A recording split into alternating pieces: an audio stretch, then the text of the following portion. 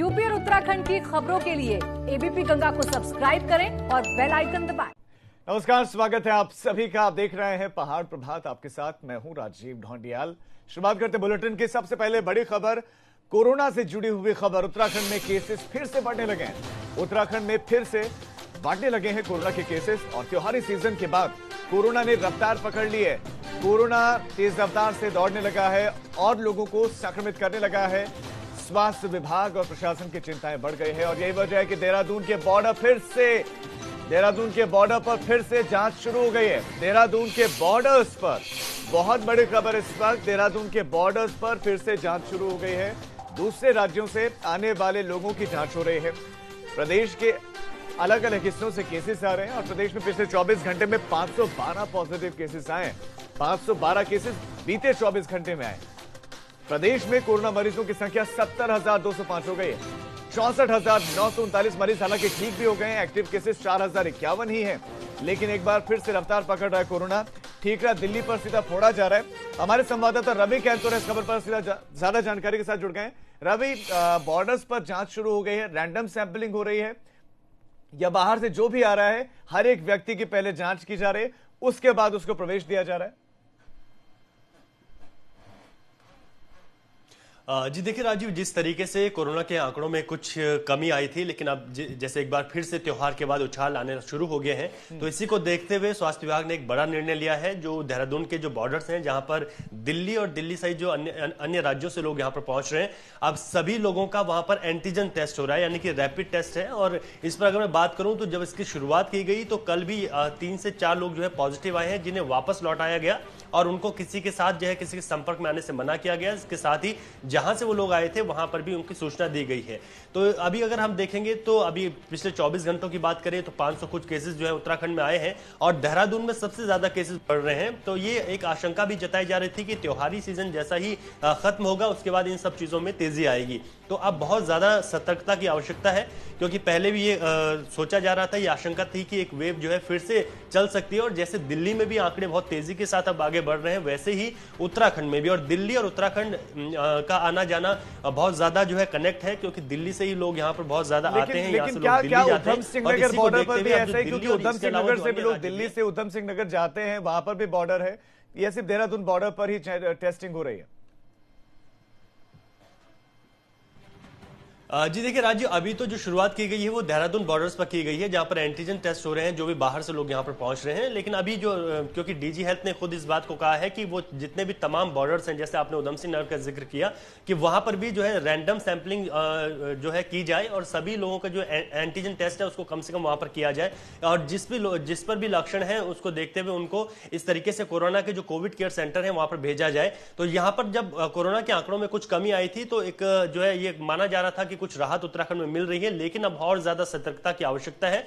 और इसी को देखते हुए अब इस तरीके से बॉर्डर्स पर जो है टेस्टिंग शुरू कर दी गई है। बिल्कुल रवि, सतर्कता की आवश्यकता है। फिलहाल आपका इस तमाम जानकारी के लिए बहुत शुक्रिया। देहरादून बॉर्डर पर से एक बार फिर से शुरू हो गई है जांच, यानी कि अगर आप दिल्ली से जा रहे हैं, दूसरे किसी राज्य से जा रहे हैं, शहर से जा रहे हैं और आप जाना चाहते हैं उत्तराखंड और आप देहरादून के बॉर्डर पर हैं, तो आपकी जांच होगी, एंटीजन टेस्ट आपका किया जाएगा, नेगेटिव निकलेंगे तो आपको प्रवेश दिया जाएगा। खबरों में आगे बढ़ रहे हैं, मसूरी का रुख करेंगे जहां पर कोरोना का बम फूटा है। लाल बहादुर शास्त्री प्रशासनिक अकादमी, LBS अकादमी, 40 से 50 लोग यहां पर कोरोना पॉजिटिव मिले और इनमें कई IAS ऑफिसर और कर्मचारी मौजूद हैं। 10 से 12 मरीजों को अकादमी में बने कोविड सेंटर हॉस्पिटल में भर्ती करवाया गया है, जबकि असिम्प्टोमेटिक मरीजों को होम आइसोलेट किया गया। अकादमी के 5 हॉस्टल सील किए गए। 40 से 50 केसेस मिले हैं, ये सूत्र जानकारी दे रहे हैं। LBS अकादमी बड़ी अकादमी है और यहां पर प्रशिक्षु IAS ऑफिसर होते हैं और कई IAS ऑफिसर संक्रमित बताए भी जा रहे हैं, जो बड़ी चिंता की बात है। ऐसे में जो सिम्टोमेटिक है, जिनमें कोरोना के लक्षण दिख रहे हैं, जिनकी तबीयत खराब है, उनको तो कोविड सेंटर में भर्ती करवाया गया, लेकिन जो असिम्टोमेटिक है, जिनमें लक्षण नहीं है, उनको होम आइसोलेट किया गया है। हमारे संवाददाता सुनील सोनकर खबर पर और ज्यादा जानकारियां देंगे। सुनील, ये बहुत चिंताजनक बात है कि LBS अकेडमी में इतनी बड़ी संख्या में कोरोना संक्रमित केसेस मिल रहे हैं। यहाँ पर सबसे जागरूक दिमाग, सबसे जागरूक लोग रहते हैं, वो भी संक्रमित हो रहे हैं, यानी कि कहीं ना कहीं नियमों की अनदेखी वहां पर हो रही है। तो ऐसे में कैसे केसेस बढ़े, कैसे संक्रमण फैला, क्या ये स्पष्ट हो पाए, पता चल पाए कि क्या क्या खामियां रही, क्या क्या कमियां रही कि संक्रमित हुए हैं इतनी बड़ी संख्या में लोग? राजीव, देखिए, ये पूरा मामला लाल बहादुर शास्त्री एकेडमी का है, जहां पर 95 फाउंडेशन के 428 प्रशिक्षु जो ऑफिसर्स थे वो वहां पर मौजूद थे। वहां से 33 जो ऑफिसर्स हैं, IAS ऑफिसर्स हैं, वो कोरोना संक्रमित यहाँ पर पाए गए हैं और ये बताया जा रहा है कि ये सभी ऑफिसर्स सिम्टोमेटिक हैं।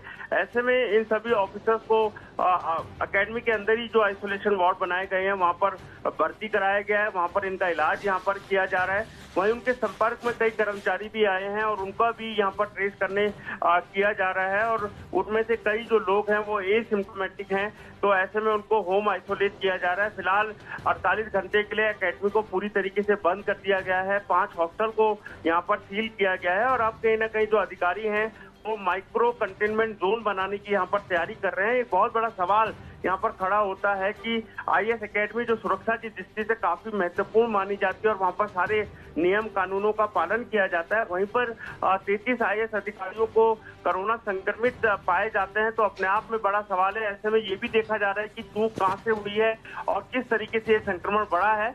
फिलहाल प्रशासन पूरी तरीके से बिल्कुल सुनील, चिंताजनक बात है। आपका फिलहाल इस तमाम जानकारी के लिए बहुत शुक्रिया। तो ऐसे में आप लोगों को समझना चाहिए कि उनकी जिम्मेदारी बहुत ज्यादा बढ़ जाती है तब तक जब तक मेडिसिन नहीं आती है।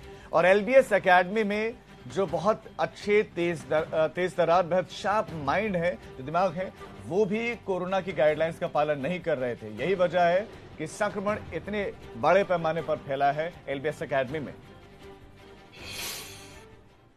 पिथौरागढ़ में आपदा प्रबंधन विभाग का दफ्तर 48 घंटे के लिए सील कर दिया गया। दरअसल मुख्य कोषाधिकारी कार्यालय में 2 लोगों में कोरोना की पुष्टि हुई, जिस वजह से आपदा प्रबंधन कार्यालय को 48 घंटे के लिए और मुख्य कोषाधिकारी कार्यालय को 1 दिन के लिए बंद कर दिया गया है। यह कोरोना का ही असर है कि आपदा प्रबंधन विभाग का दफ्तर बंद करना पड़ा है सैनिटाइजेशन के लिए। संक्रमित केसेस की वजह से 48 घंटे के लिए इस दफ्तर को सील किया गया है। तो टिहरी जिले की हम बात करें तो संक्रमण के केसेस यहां पर लगातार आ रहे हैं, लोगों में दहशत का माहौल भी है। वहीं स्वास्थ्य विभाग के सामने भी कोरोना संक्रमण को रोकना चुनौती बना हुआ है। पिछले हफ्ते नई टिहरी जिला मुख्यालय में 3 लोगों की मौत के बाद यह भय का माहौल बना हुआ है। हालांकि स्वास्थ्य विभाग का कहना है कि इन लोगों की मौत कोरोना से होने की पुष्टि नहीं हुई है और टीम भेजकर सैंपल्स कलेक्ट किए जा रहे हैं। कोई भी पेशेंट हमारे अपने पास भर्ती नहीं था, तो इनको पूरा रिकॉर्ड देख के कि कोरोना थे नहीं था और डेथ किस वजह से हुई, डेथ ऑडिट करने के बाद पूरा स्पष्ट कर पाएंगे कि डेथ किस वजह से हुई। फिलहाल जो डेथ है कोरोना से हमारे जनपद में 3 है। ब्रीदिंग प्रॉब्लम तो थोड़ा ठंड से आ रही होंगी, कोरोना जो इसको होगा वो तो दिक्कत अलग तरह की होती है। दूसरा अपील जो की बात है, हम भी देख रहे हैं, आप लोग भी देख रहे हैं कि लोग हल्के हो गए हैं, काफ़ी हल्के पड़ गए हैं। अब आजकल मास्क है, डिस्टेंसिंग है, उस पर थोड़ा ध्यान देना लोगों ने कम कर दिया, जबकि केस कम नहीं हुए। रुड़की के सिविल अस्पताल में कोविड का टेस्ट करवाने वालों की भीड़ है। कोविड टेस्ट करवाने वालों में सबसे ज्यादा वो युवा हैं जो सेना की भर्ती के लिए आवेदन करना चाहते हैं। एक तरफ कोरोना को लेकर भीड़ है, वहीं इस दौरान सोशल डिस्टेंसिंग की जमकर धज्जियां उड़ाई जा रहे हैं। लोग बगैर मास्क लगाए हैं कोविड टेस्ट करवाने के लिए पहुंच रहे हैं। ऐसे में इस बात की पूरी आशंका है कि लोग ना चाहते हुए भी दूसरे लोगों को बीमार कर सकते हैं। ये सेना में भर्ती होना चाहते हैं जवान, लेकिन नियमों को ताक पर रखकर सबसे पहले चाहते हैं कि उनका कोरोना का टेस्ट हो जाए, रिपोर्ट आ जाए, ताकि वो सबमिट करवा लें और भर्ती पाए। लगभग 100 से 125 के आसपास पर डे लड़के स्टूडेंट्स ने आ रहे हैं और थोड़ा सा उनको कई बार डांट भी चुके हैं और लगातार फोर्स भी भेजी जा रही है। और कल भी 2 आदमी वहाँ पे पुलिस के लगा दिए गए थे, परंतु वो ना प्रॉपरली मास्क पहन रहे हैं और ना सोशल डिस्टेंसिंग का पालन कर रहे हैं। हमारी तरफ से पूरे गाइडलाइंस का पालन करने के लिए कहा जा रहा है बार बार, और जो हमारे सिक्योरिटी गार्ड्स हैं हमने यहाँ से OPD से भी हटा के उनको वहां लगा रखा है। अब एक बड़ी खबर हरिद्वार से। 13 अखाड़ों की, सभी 13 अखाड़ों की आज बहुत महत्वपूर्ण बैठक होने वाली है। माया देवी मंदिर में सुबह 11 बजे ये बैठक होने वाली है। सुबह 11 बजे ये बहुत महत्वपूर्ण बैठक है।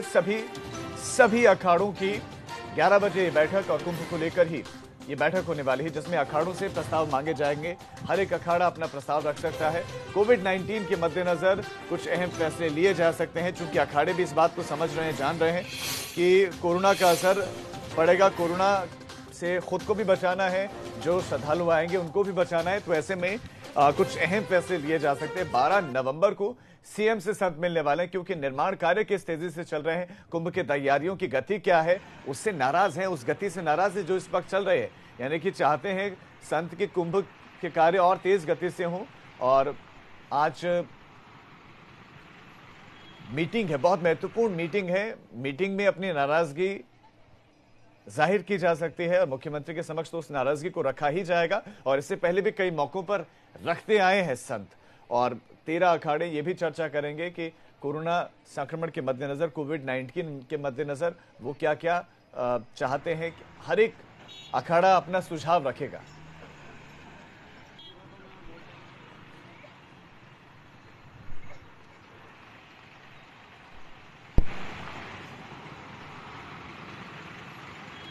तो अधूरे कामों की वजह से नाराज हैं संत की जिस तेज गति से कार्य होने चाहिए थे उस तेज गति से कार्य हो नहीं रहे। ऐसे में जिस गति से अभी कार्य चल रहे हैं, क्या वो कुंभ तक पूरे हो भी पाएंगे या नहीं?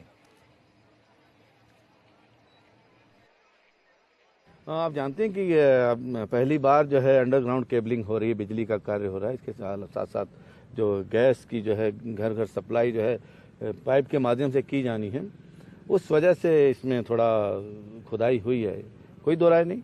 लेकिन ये कि कार्य प्रगति पे है, समय से पूरे कार्य कर लिए जाएंगे।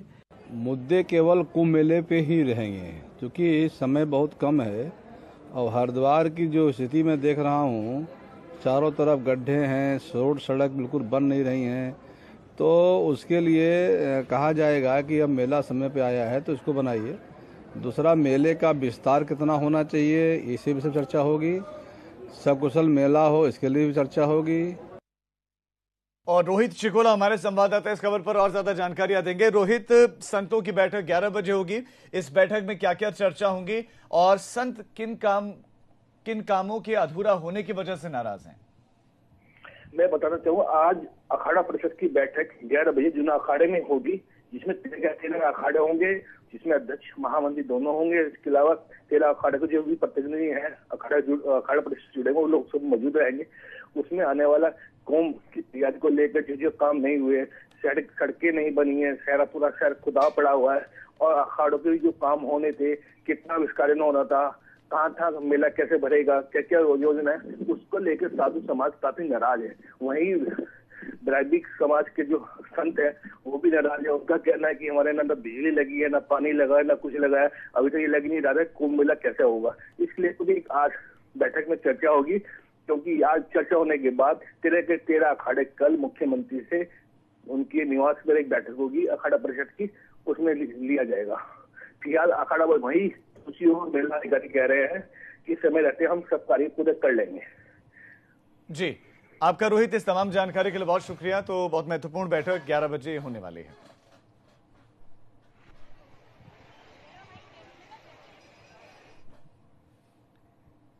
वैष्णव संप्रदाय के बैरागी अखाड़े के साधु संत कुंभ मेला प्रशासन पर भेदभाव का आरोप लगा रहे हैं।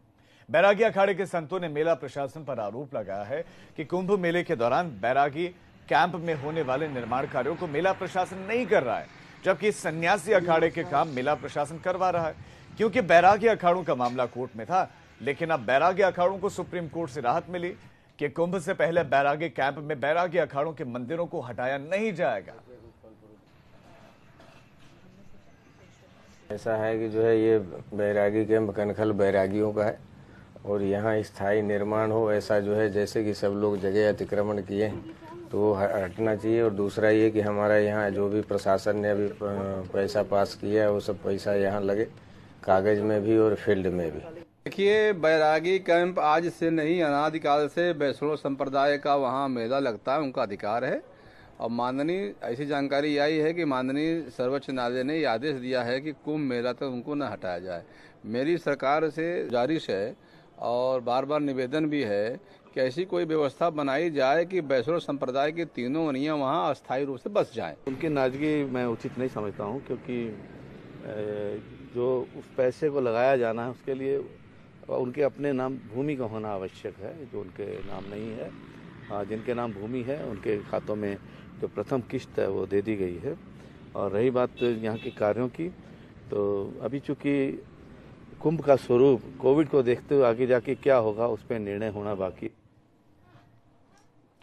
और अब बड़ी खबर, आज रुद्रपुर के दौरे पर सीएम त्रिवेंद्र सिंह रावत रहेंगे। दोपहर 12 बजे रुद्रपुर पहुंचेंगे मुख्यमंत्री। मुख्यमंत्री का रुद्रपुर का दौरा, दोपहर 12 बजे रुद्रपुर पहुंचेंगे सीएम त्रिवेंद्र सिंह रावत, जहां पर गांधी पार्क में कई योजनाओं का शिलान्यास करेंगे। किसानों के लिए योजना की शुरुआत करेंगे। बिना ब्याज के 3 लाख रुपए के लोन की योजना है, इसकी शुरुआत करने वाले हैं, यानी कि बहुत बड़ी राहत किसानों के लिए, रुद्रपुर वासियों के लिए। रुद्रपुर का दौरा है सीएम त्रिवेंद्र सिंह रावत का। दोपहर करीब 12 बजे पहुंचने का उनका कार्यक्रम बताया जा रहा है, जहां पर वो गांधी पार्क में ये सौगात देने वाले। गांधी पार्क में ये योजनाओं की सौगात मिलेगी। कई योजनाओं का शिलान्यास करना है, तो बिना ब्याज के 3 लाख रुपए तक की योजना है, इसकी भी शुरुआत आज होने वाली है। इसका लाभ भी अब किसान उठा पाएंगे।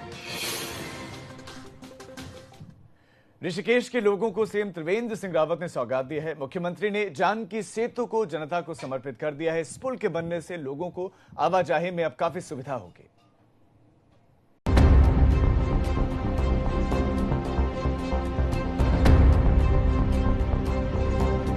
मुख्यमंत्री के उद्घाटन के साथ ही 14 साल का इंतजार खत्म हो गया है। जानकी सेतु अब जनता को समर्पित हो गया है। मुख्यमंत्री त्रिवेंद्र सिंह रावत और कृषि मंत्री सुबोध उनियाल ने जानकी सेतु का लोकार्पण किया। इस मौके पर सीएम ने कहा कि इस पुल के बनने से लोगों को आवाजाही में सुविधा होगी, साथ ही ये पुल पर्यटन के लिहाज से आकर्षण का केंद्र भी बनेगा। पर्यटकों को और स्थानीय लोगों को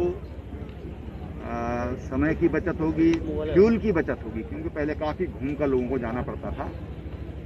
वहीं सबसे बड़ी जो देश विदेश से पर्यटक यहाँ पर आते हैं, उनको बहुत सुविधा इससे मिलेगी। इस पुल की कुल लंबाई 274 मीटर है, जबकि इसकी चौड़ाई 3.9 मीटर है। पुल को 3 भागों में बांटा गया है। बीच का भाग लोगों की पैदल आवाजाही के लिए रखा गया है। इसके अलावा दोनों किनारों में से एक ओर से 2 पहिया वाहनों के आने जाने की व्यवस्था की गई है। इसकी कुल लागत 48 करोड़ 85 लाख रुपए है। जानकी सेतु बनाने के बाद ऋषिकेश के लोगों के साथ साथ स्वर्गाश्रम और लक्ष्मण झूला के लोगों को भी काफी सहूलियत मिलेगी। ये टिहरी और पौड़ी को तो जोड़ता ही जोड़ता है।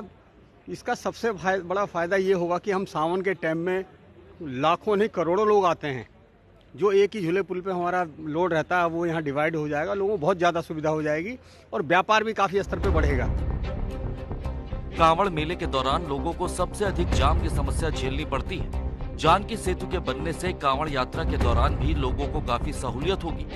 जिन लोगों का रोजगार गंगा के दूसरे छोर पर है, उन्हें भी आवाजाही में काफी फायदा होगा। एबीपी गंगा के लिए ऋषिकेश से प्रमोद नौटियाल की रिपोर्ट। अब एक छोटा सा ब्रेक, हम फौरन लौट रहे हैं। आप देखते रहिए पहाड़ प्रभात।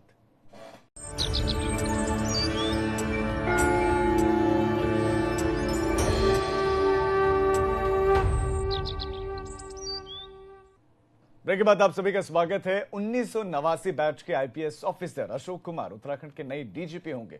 शुक्रवार को शासन ने इस बारे में आदेश जारी कर दिए। अशोक कुमार अभी डीजी लॉ एंड ऑर्डर का जिम्मा संभाल रहे हैं।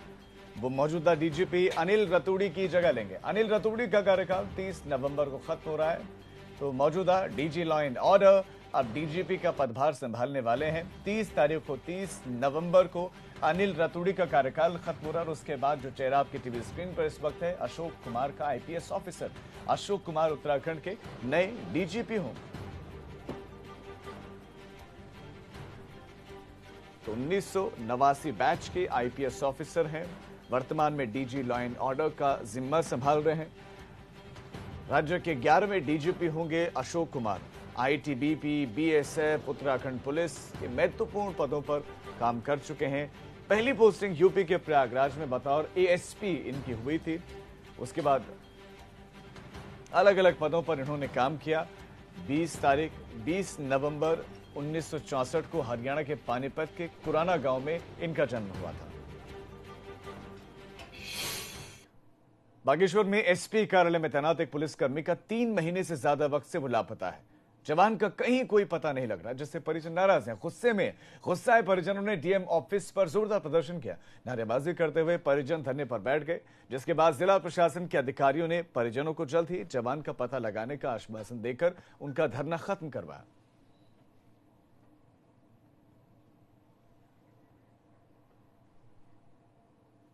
नैनीताल में झील में पानी भरा हुआ है, पानी लबालब है, लेकिन आधी आबादी पानी की बूंद बूंद के लिए तरस रही है। जल संस्थान का दावा है कि जल्द पेयजल आपूर्ति सुचारू की जाएगी। दरअसल यहां पर पिछले 4 दिनों से नल सूख चुके हैं। जिला परिषद से CRST स्कूल को जोड़ने वाले सड़क के निचले हिस्से में पानी आ रहा है, जबकि घनी आबादी वाले ऊपरी हिस्से में पिछले 4 दिनों से पानी की सप्लाई ठप है। 16 तारीख को 16 नवंबर में आपकी रात को आपकी एक हमारी सूर्यों की जो 8 इंच की राइजिंग मेन है और दूसरा आपकी 10 इंच की राइजिंग मेन है। तो वो राइजिंग के वहाँ पर आपके सुख निवास के नीचे जो आपके बिरला को जाने वाली है CIST से ऊपर की रोड में डैमेज हो गई थी, उसको हमने तत्काल उसको रिस्टोर किया और उसके हमने DI जॉइंट बनवाए और RCC पिलर डाल के ठीक किया। तो पौड़ी में एक और पेयजल योजना शोपीस बनकर रह गई। हाल ही में मुख्यमंत्री ने इस योजना का उद्घाटन किया था, शुरुआत की थी।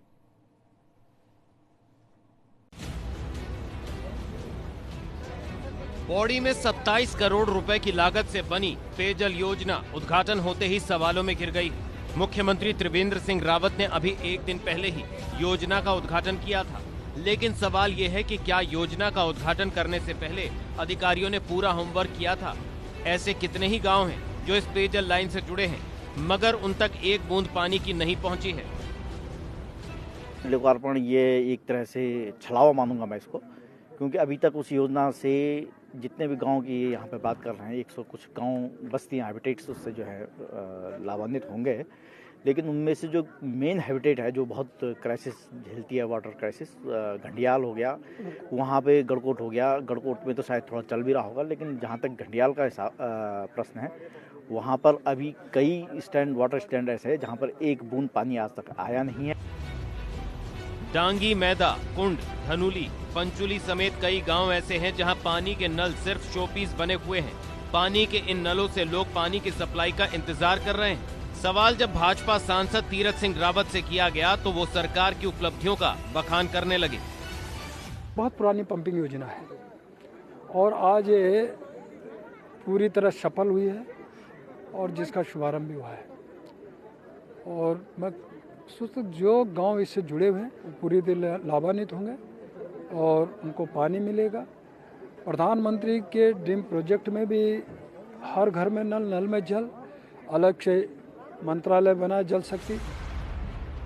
हैरानी की बात है कि जो योजना अभी तक सही से धरातल पर उतरी भी नहीं है, उसका उद्घाटन कर दिया गया। इस योजना से जुड़े कई गांव के ग्रामीण अभी भी पानी के लिए कुदरती स्रोतों पर निर्भर हैं। ABP गंगा के लिए पौड़ी से आलोक रावत की रिपोर्ट।